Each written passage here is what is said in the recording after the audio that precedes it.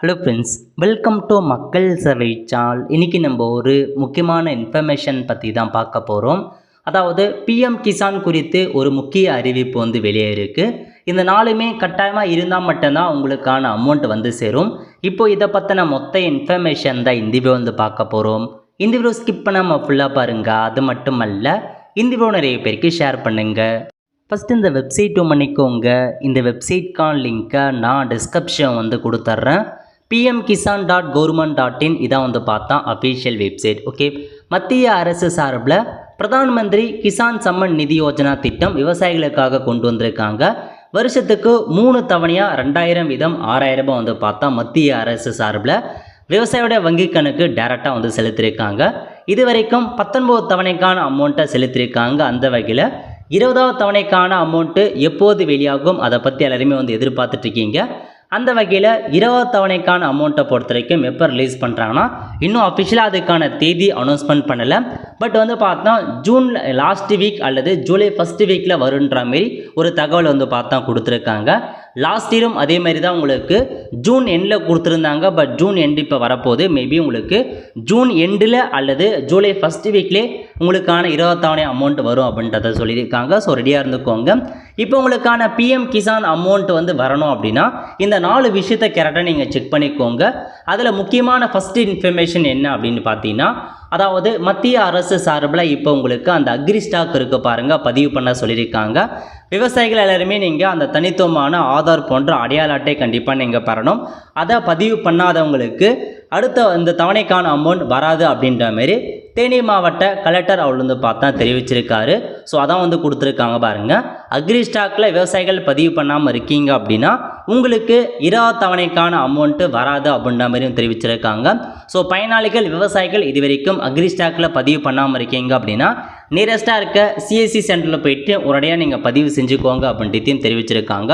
So முதல்ல நீங்கள் பார்க்க வேண்டியது அந்த ஆதார் போன்ற விவசாயிகளுக்கு அடையாள அட்டை பதிவு பண்ணாதவங்க பண்ணிக்கோங்க. அப்படி பண்ணால் மட்டும்தான் உங்களுக்கான அமௌண்ட் சேரும் அப்படின்ற மாதிரி அறிவிப்பு கொடுத்துருக்காங்க. இதை முதல்ல செக் பண்ணிக்கோங்க. பண்ணாதவங்க சிஎஸ்சியில் போயிட்டு அப்ளை பண்ணுங்கள். ஓகே, அதுக்கடுத்து நீங்கள் 3 விஷயம் தெரிஞ்சுக்கிறது ஸ்டேட்டஸ் செக் பண்ணுற மாதிரி இருக்கும்.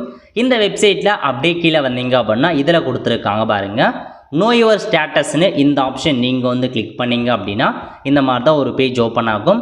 இதில் போயிட்டு உங்களுக்கான ரெஜிஸ்ட்ரேஷன் நம்பர் பிஎம் கிசானுக்கான ரெஜிஸ்ட்ரேஷன் நம்பரை கொடுக்குற மாதிரி இருக்கும்.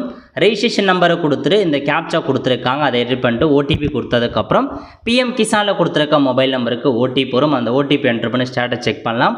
ஒருவேளை உங்களுக்கான ரெஜிஸ்ட்ரேஷன் நம்பர் தெரியல அப்படின்றவங்க மேலே கொடுத்துருக்காங்க பாருங்கள், நோ யுவர் ரெஜிஸ்ட்ரேஷன் நம்பர்னு இந்த ஆப்ஷன் நீங்கள் கிளிக் பண்ணிங்க அப்படின்னா இதில் உங்களுக்கு 2 ஆப்ஷன்ஸ் கொடுத்துருக்காங்க. ஒன்று மொபைல் நம்பர் வச்சு சர்ச் பண்ணலாம் அல்லது ஆதார் நம்பர் வச்சு சர்ச் பண்ணிக்கலாம்.